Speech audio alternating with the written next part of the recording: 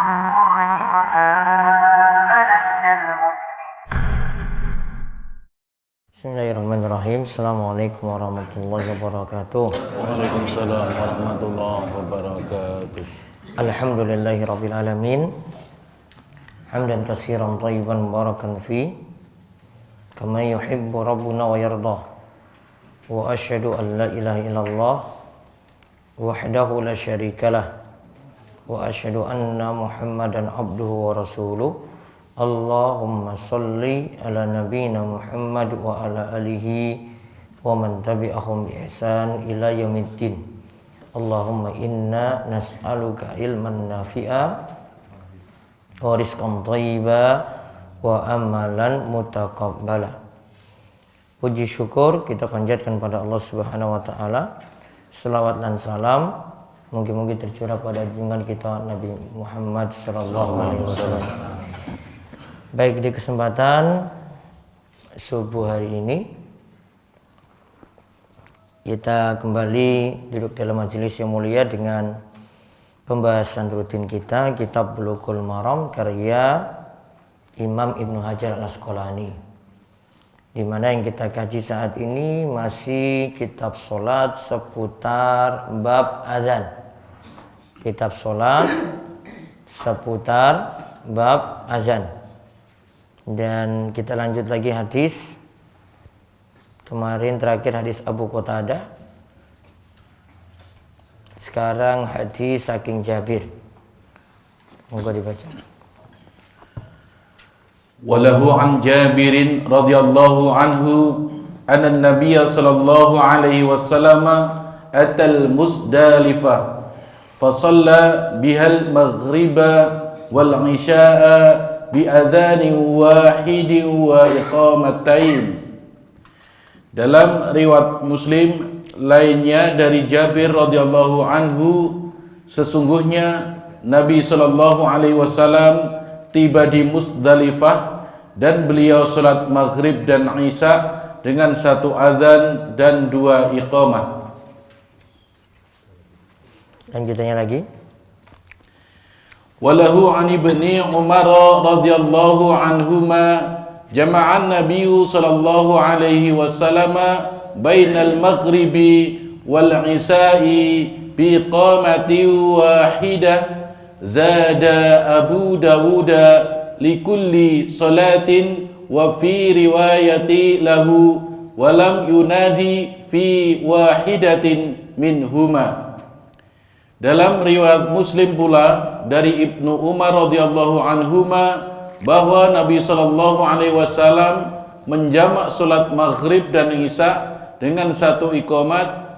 Abu Dawud menambahkan untuk setiap kali sholat. Dalam riwayat lain tidak diperintahkan azan untuk salah satu dari dua sholat tersebut. Baik, kita lihat pembahasan saking hadis Jabir dan juga hadis saking Ibnu Umar. Kesimpulannya ini tentang azan pada sholat jamaah. Gini ki azan pada sholat jamak kalian iqamah. Untuk sholat jamak takdim maupun takhir. Untuk sholat jamak takdim maupun takhir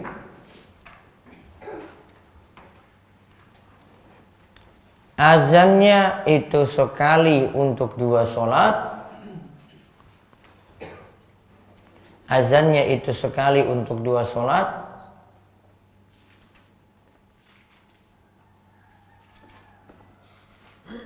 Sedangkan iqamahnya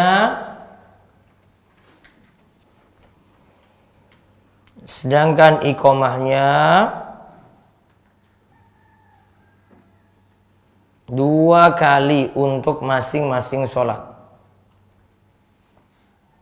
Sedangkan iqamahnya itu dua kali untuk masing-masing sholat.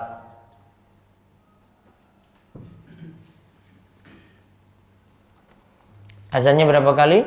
Satu. Satu. iqamahnya 2 kali. Itu pas sholat jamak. Kan namanya sholat jamak itu kita gabungkan kalih sholat 2 sholat.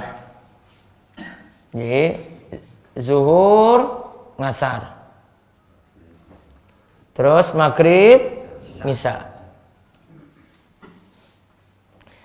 Ketika lakukan sholat zuhur atau asar, maka kumandangkan azan sekali. Lalu iqamahnya ketika lakukan zuhur, iqamah lagi. Kemudian lakukan asar, iqamah lagi. Sama juga ketika lakukan sholat maghrib, kalian isya. Dicontohkan di sini saat di Musdalifah. Ini Musdalifah berarti masuk malam ke-10 saking bulan Dzulhijjah. Ketika dapati maghrib dan isya, sholatnya itu di jamak. Di sini disebut bi azanin wahidin wa iqamatain, dengan sekali azan dan 2 kali iqamah.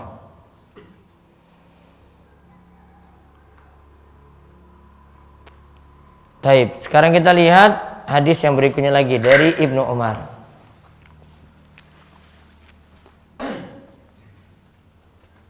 Dibaca. Wa ani ibni Umar wa Aisyah radhiyallahu anhuma qala Rasulullah sallallahu alaihi wasallam, inna bilalan yu'adzinu bilail fakulu washrabu hatta yunadiya ibnu ummi maktumin wa kana rajulan a'ma la yunadi hatta yuqala lahu asbahtu mutafaqun alaihi wa fi akhirih idrahujun. Dari Ibnu Umar dan Aisyah radhiyallahu anhuma berkata, Nabi sallallahu alaihi wasallam bersabda, sesungguhnya Bilal akan berazan pada malam hari, maka makan dan minumlah sampai Ibnu Maktum berazan. Ia Ibnu Ummi Maktum. Ia Ibnu Ummi Maktum adalah laki-laki buta yang tidak akan berazan kecuali setelah dikatakan kepadanya, engkau telah masuk waktu subuh, engkau telah masuk waktu subuh. Muttafaqun alaih. Baik, kita lihat ini tentang azan sebelum subuh. Pernah dengar? Pernah. Di mana? Wonosari. Oh, Jogja, beberapa pondok mungkin. Baik, sekarang kesimpulannya dicatat. Masih boleh azan sebelum subuh, masih boleh azan sebelum subuh jika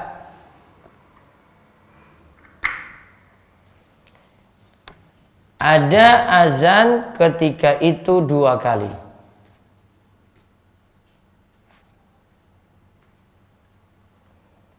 Jika ada azan ketika itu 2 kali. Azan pertama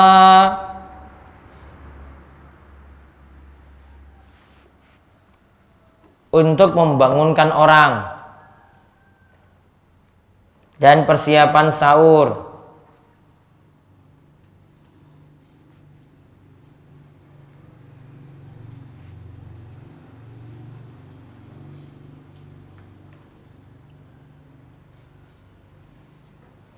Untuk membangunkan orang dan persiapan apa?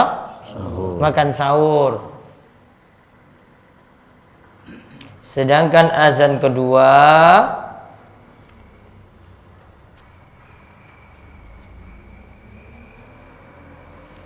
untuk menandakan masuk subuh.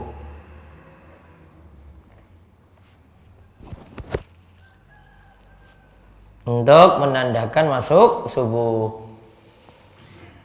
Dan ini syariat yang masih ada sampai saat ini.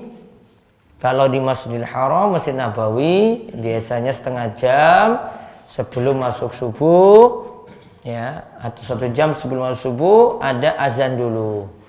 Biar orang-orang persiapan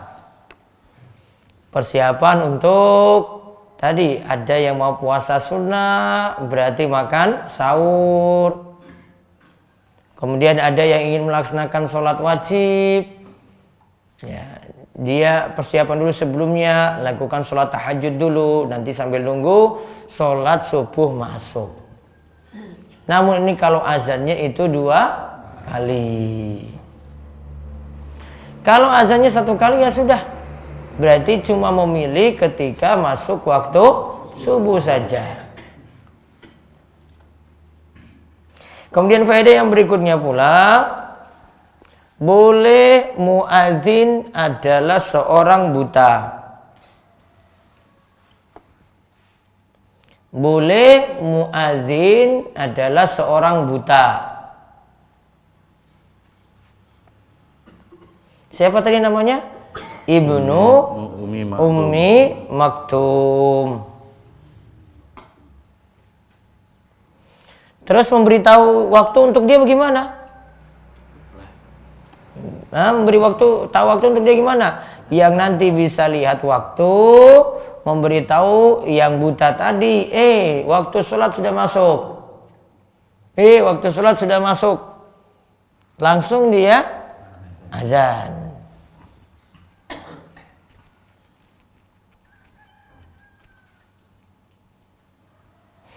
Kemudian faedah yang lainnya lagi, boleh ada 2 muadzin dalam satu masjid.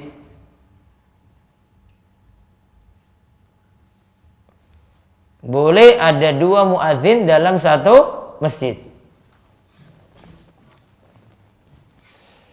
Yang satu nanti azan untuk satu sholat, yang lain itu untuk sholat yang lain, atau satu waktu, yang lainnya waktu yang lain.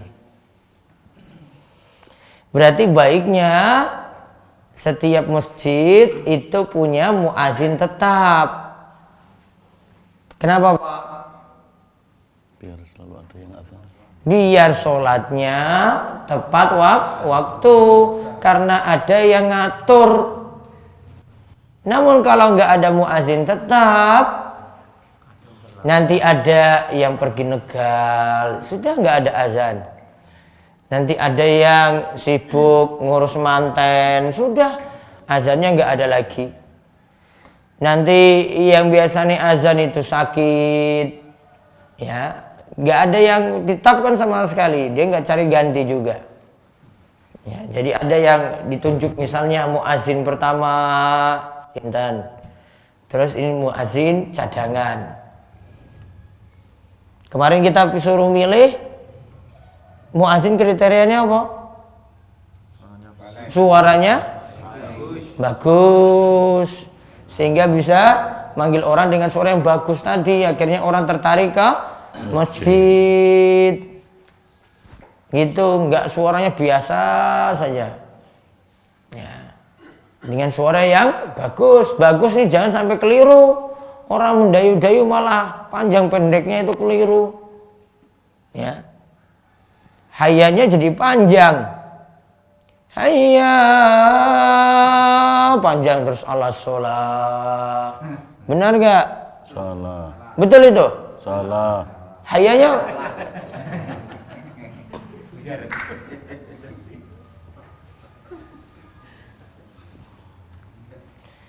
jadi ditunjuk nanti ada muazin tetap, sebagaimana ada imam tetap. Jadi imamnya nanti tanggung jawab, muazinnya juga tanggung jawab, nggak pergi saja negal. Enggak, dia selesaikan dulu tugasnya, baru urusannya. Ditunjuk itu kesepakatan. Kalau di Saudi itu malah jadi pegawai loh itu, mesti diangkat. jadi pegawai tetap. Sing muazin itu nanti ada gajinya. Sing imam ada gajinya juga. Kalau dipanggang ya Gunung Kidul ya Raisa. Siapa sih arah bayar? Relawan.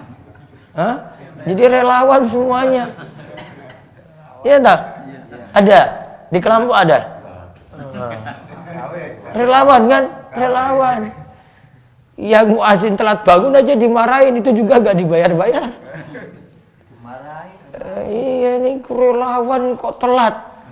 Ini harap serius apa ora? Ya gitu, tetap jalani walaupun gak dibayar.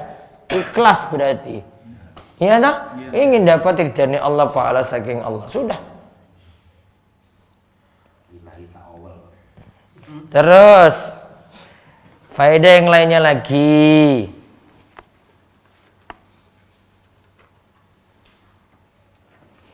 Kalau di sini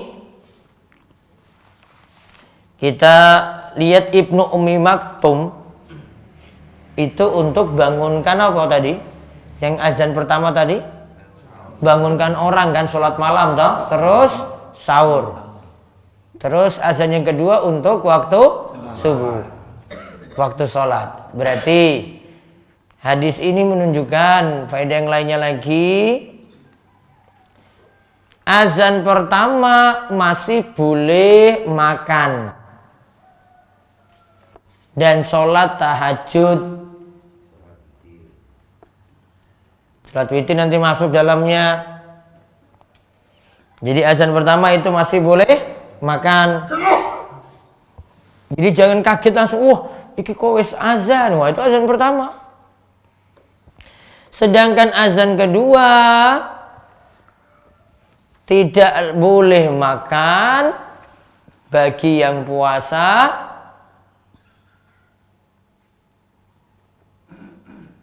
dan tidak boleh sholat tahajud, begitu pula witir.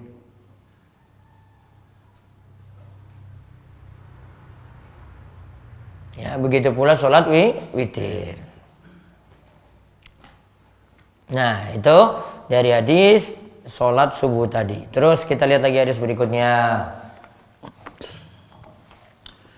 Wa Ali bin Umar radhiyallahu anhuma inna Bilalan adzana qabla al-fajr fa amarahu an-nabiy sallallahu alaihi wasallam an yarji'a fayunadiya alla innal 'abda nama. Rawahu Abu Dawud wa dha'afahu. Dari Ibnu Umar radhiyallahu anhuma, sesungguhnya Bilal mengumandangkan azan sebelum fajar, maka Nabi sallallahu alaihi wasallam memerintahkannya untuk pulang seraya bersabda, sesungguhnya orang-orang masih tidur. Diriwayatkan oleh Abu Dawud dan dilemahkan olehnya. Nah, hadis ini sebenarnya hadis yang dhaif. Ya. Dan hadis yang sebelumnya itu yang sahih. Artinya kalau sholat itu masuk baru kemudian kumandang azan. Sini Ibnu Umar radhiyallahu anhu katakan Bilal itu mengumandangkan azan sebelum subuh. Padahal Bilal itu biasanya ketika masuk waktu subuh. Maka Nabi SAW itu memerintahkan dia kembali. Kemudian Nabi katakan, atau ada yang katakan, ala innal abda nama. Ingat orang-orang itu masih tidur. Ya, beri catatan hadisnya dhaif, tidak kita bahas.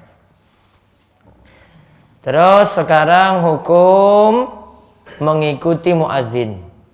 Hadis Abu Sa'id Al-Khudri. Wa an Abi Sa'id Al-Khudri radhiyallahu anhu qala Rasulullah sallallahu alaihi wasallam idza sami'tumun nidaa faqulu mithla ma yaqulul muadzinu muttafaqun alaihi. Dari Abu Sa'id Al-Khudri radhiyallahu anhu berkata, Rasulullah sallallahu alaihi wasallam bersabda, apabila kalian mendengarkan azan, maka ucapkanlah seperti yang diucapkan muadzin. Muttafaqun alaih. Walil Bukhari di bawahnya. Walil Bukhari an Muawiyah radhiyallahu anhu mithluhu. Artinya Dalam riwayat Al-Bukhari dari Muawiyah radhiyallahu anhu seperti itu pula. di bawahnya lagi walil Muslim. Walil Muslimin an Umar radhiyallahu anhu fi fadlil qawli kama yaqulul muadzinu kalimatan sawal hayyalataini fayaqulu la haula wala quwwata illa billah. Dalam riwayat Muslim dari Umar radhiyallahu anhu tentang keutamaan mengucapkan kalimat sebagaimana yang diucapkan oleh muadzin, kalimat demi kalimat kecuali hayya 'alas shalah dan hayya 'alal falah, maka hendaknya mengucapkan la haula wala quwwata illa billah. Taib. Sekarang kita lihat faedahnya. Dianjurkan untuk mengikuti ucapan azan. Dianjurkan untuk mengikuti ucapan azan yang didengar langsung, berarti live. Ini lagi di masjid azan ini, bukan di TV, bukan di radio. Ini live langsung. Oh, itu azan di masjidku itu, ikuti. Kemudian ucapannya, faedah kedua, ucapan mengikuti sama seperti ucapan azan. Ucapan mengikuti sama seperti ucapan azan.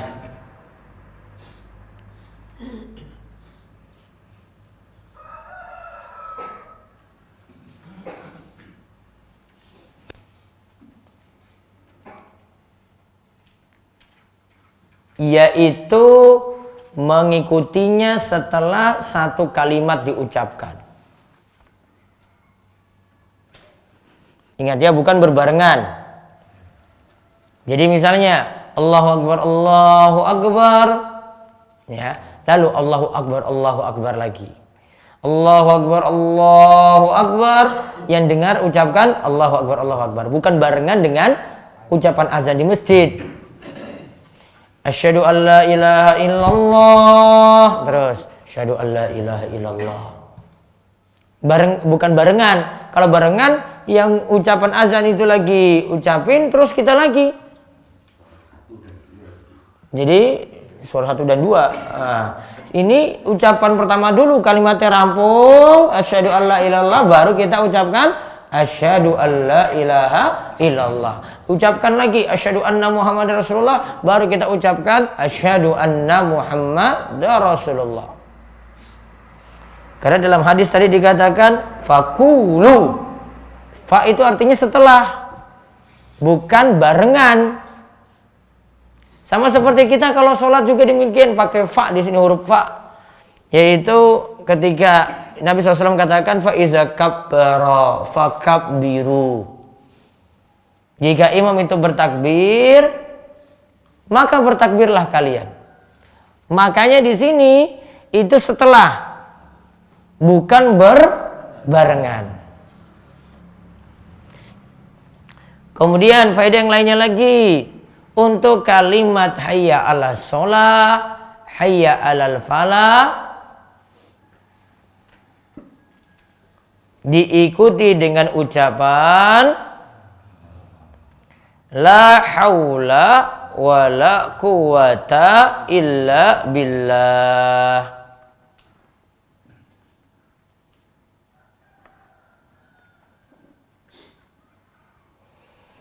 La haula wala quwata illa billah. Artinya apa? Tidak ada yang menghalangi dari maksiat dan tidak ada yang mendorong. Saya ulang, tidak ada yang menghalangi dari maksiat dan tidak ada yang mendorong pada ketaatan kecuali dengan pertolongan Allah. Jadi la haula itu tidak ada yang menghalangi dari maksiat. Ini maksiat, ini ada haul yang penghalang. Kemudian kuwata, tidak ada yang mendorong dalam melakukan ketaatan. Kita didorong, kuwah, didorong untuk melakukan ketaatan, kecuali semuanya dengan pertolongan Allah. Khusus untuk dua kalimat tadi saja, hayya 'alas shalah, hayya 'alal falah, dijawab dengan la haula wala quwata illa billah. Berarti faedah berikutnya,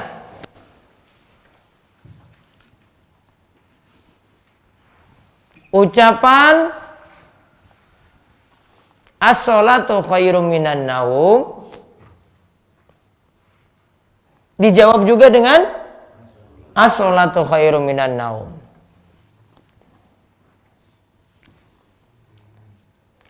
Ucapan as-sholatu khairum minan naum dijawab juga dengan as-sholatu khairum minan naum. Jadi nggak ada ucapan tertentu. Biasanya apa? Ada yang tahu? Nah, tetap dijawab dengan as-sholatu khairum minan naum, karena tidak ada hadis yang kuat untuk jawab dengan kalimat lain. Begitu pula kalau iqamah itu ada ucapan qad qamati shalah. Ada yang tahu jawabannya? Ada bacaan yang lain selain itu. Namun tetap juga dijawab dengan qad qamati shalah, sama. Yang beda itu cuma pada hayya 'alas shalah dan hayya 'alal falah. Maka yang lainnya disikapi sama. Faqulu misla ma yaqulul muadzin. Ucapkanlah seperti yang diucapkan muadzin. Jadi kalau disuruh kayak gitu ya sudah, yang dibilang beda itu saja, yang lainnya dibuat sama seperti muadzin. Maka ketika muadzin ucapkan yang terakhir setelah hayya 'alas shalah hayya 'alal falah, apa? Allahu akbar, la ilaha illallah. Jawab seperti itu juga. Allahu akbar, la ilaha illallah. Kemudian faedah yang lainnya lagi, kita diperintahkan untuk mengikuti dalil apa adanya. Kita diperintahkan untuk mengikuti dalil apa adanya. Jadi gini Bapak, disuruh gitu ya sudah gitu. Manut. Gak usah diubah-ubah. Ketika kurban misalnya nih, baca apa kurban? Apa yang wajib? Bismillah. Setelah itu, Wallahu akbar. Maka sudah manut. Apa dalam kurban tadi disuruh baca sholawat, Bismillah Allahu akbar, Allahumma sholli ala Muhammad, terus dia sholawat dulu baru nyembelih? Oh nggak ada. Maka nggak perlu ditambah. Walaupun baik. Sholawat baik nggak? Hah? Baik nggak? Namun letakkanlah sesuai tuntunan. Kalau tidak sesuai tuntunan, ya nggak perlu dipakai. Nggak usah buat-buat. Jadi yang disyariatkan ketika itu baca Bismillah. Bismillah wajib. Wallahu akbarnya hukumnya sunnah. Tambah lagi doa untuk sahibul kurban. Allahumma taqabbal min siapa? Atau fataqabbal min siapa? Disebut nama sahibul kurban. Allahumma taqabbal min Pak Sudar. Sudah langsung. Bukan Pak Sudarnya disembelih, kambingnya. Ya, kambingnya disembelih misalnya. Bisa nggak atas nama sak keluarga? Bisa. Ya, bismillah, Allahu akbar, Allah taqabbal min, sudar. Itu sudah masuk niatan untuk keluarga. Atau sudar wa ahluhu. Sudar dan keluarganya masuk. Namun kalau yang terlalu panjang, misalnya untuk sapi tiang pitu, bisa cukup perwakilan saja. Atau dibaca di awal, nggak perlu barengan dengan bismillah Allahu akbar. Dilihat, oh ini wakilnya, siapa pemimpinnya? Sudar. Yang lainnya, oh Pak Parjo di bawah dan yang lainnya itu. Oh Pak Sudar pemimpinnya misalnya. Misalnya. Ya. Terus sudah sebut nama Sudar dan kawan-kawan. Nah itu yang dilakukan ketika nyembelih kurban. Kenapa baca bismillah Allahu akbar? Manutun tunan. Disebutkan dalam hadis ya Rasulullah SAW itu yusami wa yukabbir. Rasulullah SAW ketika nyembelih kurban itu baca bismillah dan baca Allahu akbar. Manut pada tuntunan, nggak buat bacaan-bacaan baru yang tidak ada tuntunan atau tidak ada dasarnya. Kurban sudah ada aturan. Kambing urunan berapa orang? 1. Sapi 7. Misalnya kambing kok jadi urunan sak sekolah, sumbang 20.000, 20.000, 20.000, akhirnya dapat 1 ekor kambing, berarti bukan kurban, namun makan-makan. Pesta. Karena sudah ada tuntunan. Sah atau tidak? Sah untuk makan-makan. Kenyang enggak? Kenyang. Sudah. Boleh. Namun untuk makan-makan, latihan kurban. Namun bukan kurban. Sapi nih, ini urunan sak perusahaan, pegawai-pegawainya semuanya nyumbang untuk dapat 1 sapi. Dinilai kurban? Enggak. Namun makan gitu. Ya. Jamaah DS itu nyumbang semuanya, nyumbang. Oh, dapat 1 ekor sapi. Kurban atau tidak? Oh, bukan kurban. Namun kalau disembelih boleh nggak dimakan? Boleh. Ya. Enak nggak? Oh, enak. Makan aja. Nggak haram. Dibagi-bagi, dimasak bareng, monggo silahkan. Nabi SAW juga ngatur untuk masalah pemanfaatan kurban. Kurban tidak boleh jadi upah untuk tukang jagal. Misalnya dagingnya ini ada kepalanya, ini dikhususkan, oh ini tukang jagal, maaf kita nggak bayar kamu, cukup ini dengan kepala sapi. Boleh atau tidak? Nggak boleh. Itu sama saja jual kurbannya, kemudian dijadikan upah. Kenapa demikian? Oh, manut pada dalil. Maka kalau mau buat kepanitiaan, ini di satu masjid, jangan dengan panitia khusus. Kalau panitia khusus nggak boleh dapat jatah khusus. Nanti jadi upah. Namun kalau ini panitianya seluruh warga, boleh bareng dapat jatahnya juga sama, nggak dibedakan. Wah ini jagal khusus dia, ini spesial nih Pak jenengan. Namun semuanya itu dibuat rata sama karena kerjanya bareng. Biasanya kalau di desa panitianya barengan semuanya atau spesial khusus? Bareng. Ada yang mimpin, mimpinnya nggak boleh kasih spesial. Wow, ini Pak Sudar yang mimpin, ini jeroannya khusus. Yang lainnya nggak boleh. Pak Parjo cuma nguliti, wah cuma ini aja Pak. Jenengan nggak boleh sama dengan Pak Sudar misalnya. Oh nggak boleh. Nggak boleh Pak Sudar.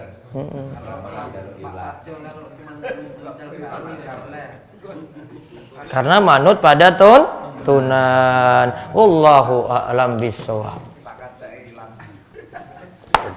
Ada yang mau nanya? Ini Pak, sudah nah, itu tuh.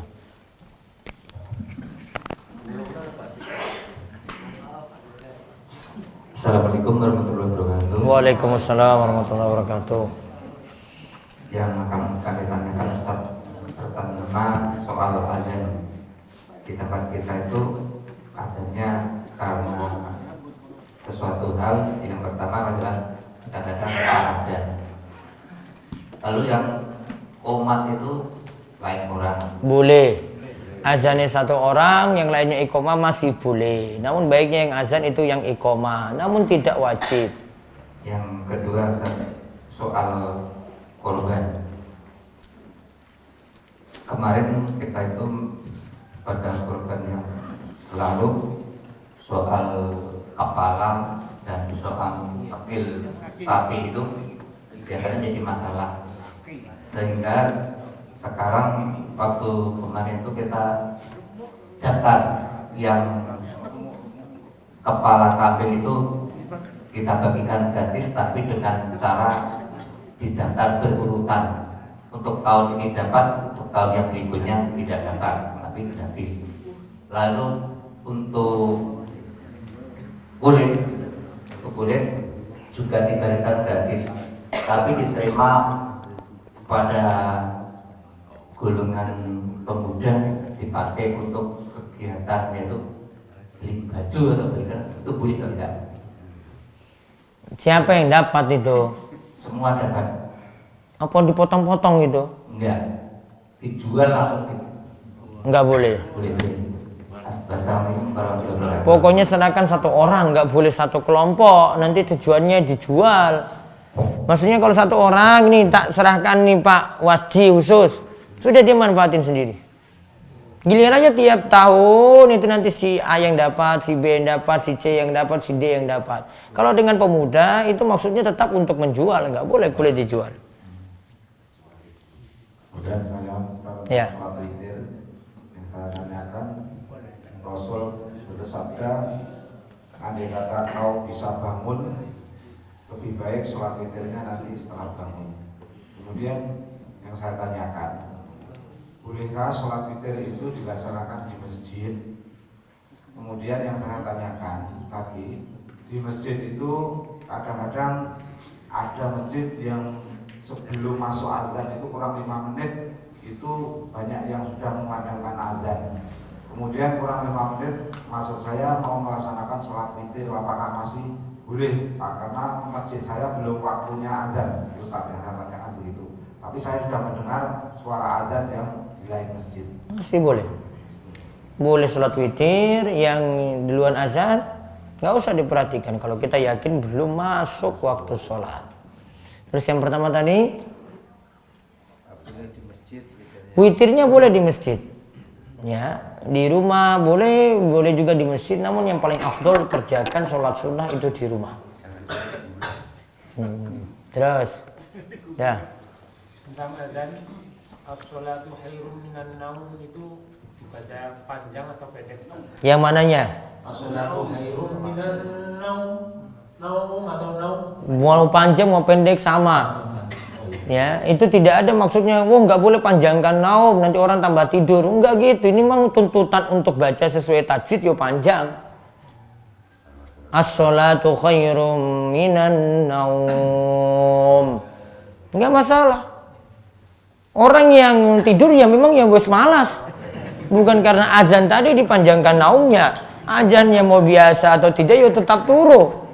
Betul nggak? Apa nyambungnya? Nggak nyambung. Jangan panjangkan naum, nanti orang tambah tidur. Mana nyambungnya? Saya teriak juga biasa juga, tetap sama juga orang angkat. Yo berarti orang, bukan masalah naumnya. Iya kan? Ya. Dari dulu kita biasa juga baca biasa, sholatu khairum minan naum, sudah nggak mau panjang-panjang lagi gitu kan? Itu juga situ nggak berangkat. Saya panjangkan juga sama juga nggak berangkat. Memang kamu orang yang masalah, bukan masalah naumnya. Ini masalah tuntutan untuk baca sesuai tajwid, gitu. Jadi nggak masalah. Yang kedua masalah korban. Taruhlah berkorban kambing, itu batasan sohibul kurban maksimal sepertiga itu dari dagingnya atau dari keseluruhan? Baik, intinya pembagian sepertiga tidak wajib. Sohibul kurban mengambil yang paling bagus, kita katakan sesuai dengan kebutuhan saja. Kalau misalnya kalau ditimbang dagingnya 30 kilo terus ambil sepertiga, 10 kilo dewe loh itu. Habis warga orang. Ya sudah, semuanya untuk sohibul kurban. Sapinya misalnya dapat 1 kuintal dagingnya, misalnya 100, sepertiganya berapa berarti? 30 kilo dibagi wong pitu, coba. Banyak sekali. Warga dapat apa kalau gitu? Padahal yang biasanya yang punya daging tadi, sohibul kurban tadi biasanya makan daging biasa. Kenapa nggak berkorban untuk yang lain? Dia ambil sekadarnya saja, ya kan? Nah sudah saya ambil yang ini, saya sudah sisanya bagi gitu. Walaupun memang ada anjuran sohibul kurban cicipi dari daging kurban tadi, ya cicipi ya berarti iya, seadanya gitu. Satu lagi tentang kurban nazar, itu apa ada ketentuan saat? Kurban nazar intinya hukumnya wajib.